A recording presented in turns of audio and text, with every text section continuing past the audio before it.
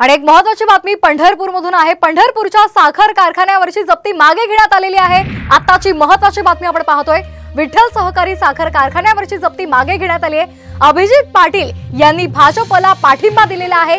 कारखान्यावरील कारवाईनंतर त्यांनी फडणवीसांची भेट घेतली होती आणि त्या संदर्भात सकारात्मक चर्चा झाल्याची माहिती सुद्धा अभिजित पाटलांनी दिली होती। आणि आताची महत्त्वाची बातमी आपण पाहतोय, विठ्ठल सहकारी साखर कारखान्यावरील जप्ती आता मागे घेण्यात आलेली आहे।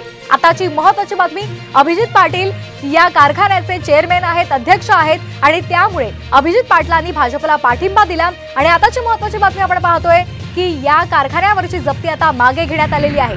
आताची महत्त्वाची बातमी आपण पाहतोय, पंढरपूरच्या साखर कारखान्यावरील जप्ती आता मागे घेण्यात आली आहे। विठ्ठल सहकारी साखर कारखान्यावरील जप्ती मागे घेण्यात आली आहे। अभिजित पाटील यांनी या संदर्भात देवेंद्र फडणवीसांची भेट घेतली होती आणि या भेटीनंतर सकारात्मक चर्चा झालेली आहे। देवेंद्र फडणवीसांनी तुम्ही आम्हाला मदत करा, आम्ही तुम्हाला मदत करू असं सांगितल्याचं सुद्धा अभिजित पाटलांनी माध्यमांसमोर सांगितलेलं होतं।